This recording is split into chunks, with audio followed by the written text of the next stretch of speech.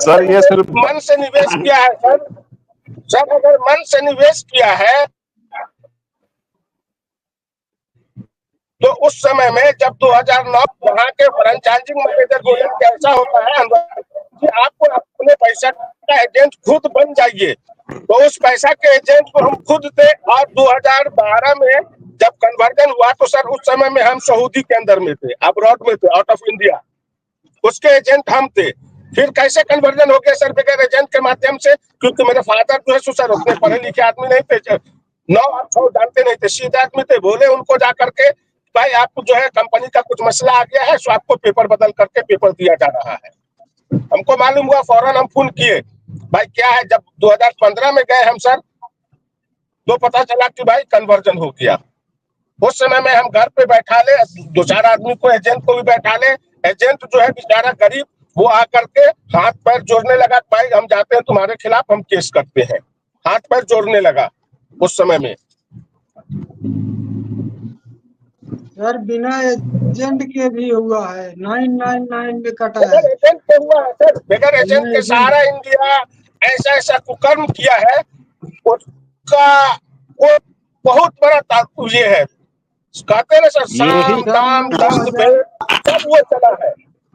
सारा ही ऐसा कंपनी है जो बातों से चलती है। सारा एक ऐसी कंपनी है जो सिर्फ और सिर्फ बातों से चलती है, कागजों से नहीं चलती है। कोई भी चीजों के लिए बात हो जाता है, कोई बोल जाता है, वो बात हो गया।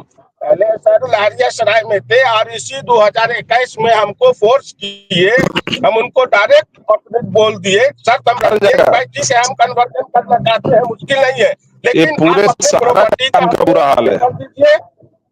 एक मिनट, आप अपने प्रॉपर्टी का हमको, आप अपने प्रॉपर्टी का पेपर दीजिए, हम कन्वर्जन करते हैं। जिस दिन पैसा हमको मैच्योरिटी मिला पेपर आपके हवाले कर देंगे।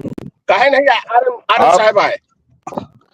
कभी नहीं। पूरे सहारा का जो आरएम है ना, वो सबका यही हाल है, सिर्फ एक जगह का ही है, पूरे सहारा की बात कर रहे हैं। पूरे सहारे का आप कंपनी में इन लोगों को और यहाँ कंपनी का हाल खराब है, कंपनी हाल से बेहाल बना हुआ है। और यहाँ आरएम का जो है सो सर प्रमोशन पे प्रमोशन हो रहा है, प्रमोशन पे प्रमोशन। आज वही आरएम लहरियासराय, दरभंगा लहरियासराय से उठ करके चले गए, उनका प्रमोशन हुआ गया। जब इनका क्वालिफिकेशन ही 10वां पास है आरएम बनने के लिए, जो अनपढ़ की तरह बना जाएगा आज के टाइम में, और सिर्फ पैसा कलेक्ट करके लाइए आरएम बन जाइए, तो इससे बड़ा विडंबना इतने बड़े कंपनी में क्या हो सकता है? आप बता दे कि पैसा कलेक्ट करिए, रीजनल मैनेजर बन रहा है, पढ़ना लिखना कुछ पता नहीं है, किसी चीज का कोई जानकारी नहीं है। इससे बड़े विडंबना इस कंपनी में और क्या हो सकता है, जो सिर्फ पैसा कलेक्ट करिए और आरएम बनिए। ऐसा किसी भी कंपनी में नहीं देखा होगा, चाहे 100 रुपए की कंपनी क्यों ना हो। जी, क्योंकि यहाँ के सेक्टर मैनेजर को बोले भाई साहब जिस समय में आप बतला रहे हैं उस समय में हम अबाउट में थे, और अगर आपको सबूत चाहिए तो हम आपको इमिग्रेशन जो होता है ना, इमिग्रेशन, वो इमिग्रेशन मेरे पास में है, बगैर इमिग्रेशन से आप इंडिया से एयरपोर्ट से बाहर नहीं निकल सकते हैं। तो बोलता है इमिग्रेशन क्या है हम जानते नहीं है, इमिग्रेशन का कोई वैल्यू नहीं है। सोच लीजिए सर कि वो सेक्टर मैनेजर है, उसको इमिग्रेशन का पता नहीं है, कुछ नहीं पता, किसी चीज का इनको कुछ टेक्निकली नहीं पता है। यकीन मानिए, सिर्फ पैसा कलेक्ट करिए और पैसा। अब जब ये प्रवृत्ति है तो आप सोच लीजिए कि सहारा का मंशा शुरू से क्या है। जब इस तरह की एक्टिविटी है, पिज्जा भाई बहन, अब ये में रहेगा, आपका मैनेजमेंट में रहेगा, रिश्तेदार क्वालिफाइड आदमी नहीं रहता है, तो उस मैनेजमेंट का क्या असर होगा आप सोच लीजिए।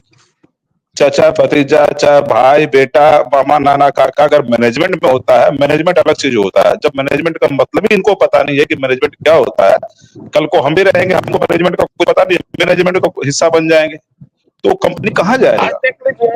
जिस कंपनी में आज के डेट में हम काम कर रहे हैं, ये भी भारत सरकार की ही कंपनी है, टीसीआईएल। टीसीआईएल जानते होइएगा सर आप? आज देख लीजिए, टीसीआईएल जानते हैं, डीओटी से अलग होने के बाद क्वालिफाइड टीसीआईएल हो गया। देख लीजिए आज कितनी अच्छी कंपनी है, जो 1980 से सऊदी के अंदर में, कुवैत के अंदर में, वर्ल्ड में कौन ऐसा जगह नहीं है जो टीसीआईएल काम कर रही है।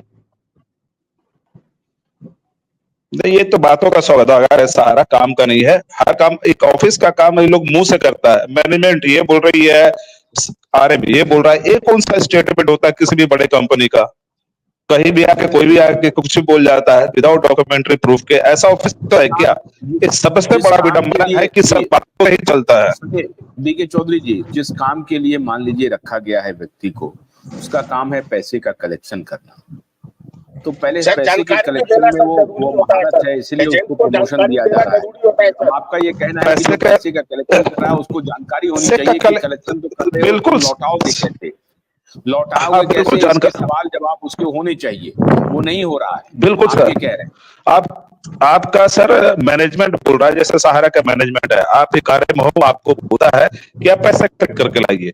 और पैसे को उसका कहाँ इन्वेस्टमेंट हो रहा है, क्या डॉक्यूमेंट्री प्रूफ है, उसका फाइनेंशियल स्टेटस क्या है, आपको कुछ पता ही नहीं है। अभी एक मिनट, हम सहारा की दलील को सामने रख रहे हैं। सहारा ये दलील देती है कि एक तो हमने कन्वर्जन कराया नहीं, दूसरी बात आपने अपने मन से कन्वर्जन किया, आपने अपने मन से पैसा रखा, और उस वक्त पैसे, कंपनी को पैसे की आवश्यकता थी, इसलिए हमने पैसा अपने पास रखा। और हम चाहते थे कि आपके पैसे को मार्केट में लगा करके, रियल एस्टेट में जा करके ठीक से काम करें। जो सहारा का जो इंटरव्यू उस दिन भी सहारा श्री का था, वो यही था कि हम कुछ वाइबल प्रोजेक्ट में लेके जाना चाह रहे थे, और वो हम नहीं जा पाए। अभी तक तो हम पैसा लेते थे, सरकार को दे देते थे, 80% तो आरबीआई के ही माध्यम से जहां डालना होता था वहां डालते थे, 20% में हम ऑपरेशन करते थे। और आरबीआई के डायरेक्टर ने जब ये सवाल उठाया कि साहब आपका ये ऑपरेशन जो वायबल नहीं है, आप कोई दूसरा रास्ता पकड़िए, तो उन्होंने दूसरा रास्ता पकड़ना शुरू किया। अब जब शुरू किया दूसरा रास्ता पकड़ना, तो उसके बाद ये सर मुड़ाते ही ओले पड़ गए, और उसके बाद हमको लोगों ने ये करना शुरू कर दिया। 80% जो आरबीआई के पास पैसा है सर, आरबीआई के पास 80% का दबाव नहीं देती, तो हम पैसे इन्वेस्ट करके लोगों का पैसा निवेश वापस कर देते। ये कौन सा 80% की सर, 80% कौन से पैसे की बात कर रहे हैं सर? जो आरबीआई के पास पैसा रहता, अगर 80% पैसा सहारा रहता, तो 2003 से निरंतर जो कन्वर्जन कर रही है, 11, 12, 13 में कर रही है, तो सेबी कभी इनसे पैसा नहीं मांगता सर। आरबीआई के पास कौन सा 80% पैसा है सर? ये बताएं आप। ये बातों के लिए सिर्फ है बस, लेकिन पेपर डॉक्यूमेंट्री क्या है ऐसे के पास? कोई भी बात बोलता है तो डॉक्यूमेंट में होता है सर, बातों से सारा बातों से ही चलता है। सबसे बड़ा विडंबना ये है। जरा मैं कंपनी की तरफ से कन्हैया साहब जी को आर्गुमेंट करने देता हूं। अगर आप लोग थोड़ा धैर्य से सुनिए, कंपनी का अपना पक्ष रखने दीजिए। वो कंपनी की तरफ से पक्ष रख रहे हैं, तो मैं कन्हैया जी से आग्रह कर रहा हूं कि एकदम अभी कन्हैया जी आपको 10 मिनट लीजिए, 15 मिनट लीजिए, 20 मिनट लीजिए, कोई डिस्टर्ब नहीं करेगा। लेकिन ये आपको, लेकिन रिक्वेस्ट है सर, डॉक्यूमेंट्री बात करेंगे, डॉक्यूमेंट्री बात करेंगे, भरोली बात करेंगे, डॉक्यूमेंट्री बात करेंगे। 1 मिनट रुकिए। अरे बातों की बात नहीं करेंगे। अरे 1 मिनट रुकिए मुकेश जी, ना मुकेश जी रुकिए तो सही।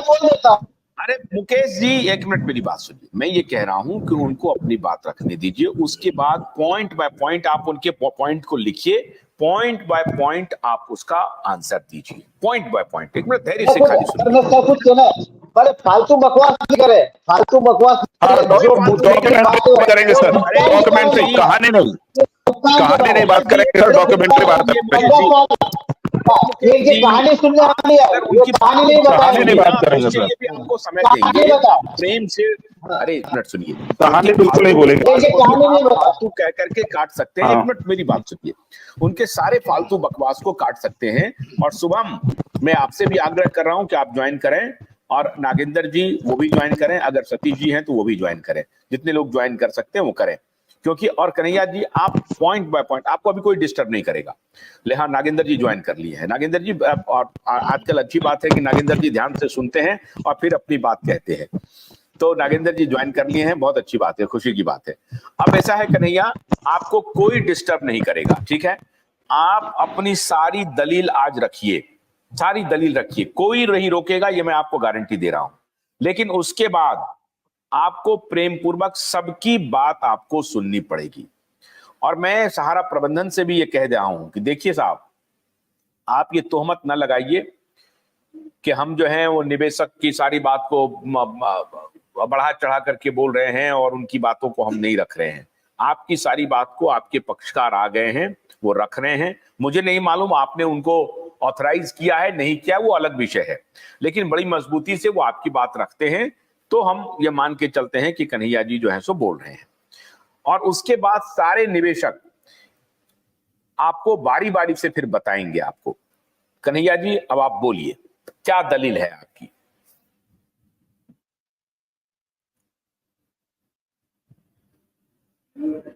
कोई बोलिएगा मत, अभी बीच में मत रोकिएगा, नहीं तो क्या होता है, हल्ला उल्ला होता है, लोग समझ नहीं पाते, सुन नहीं पाते हैं।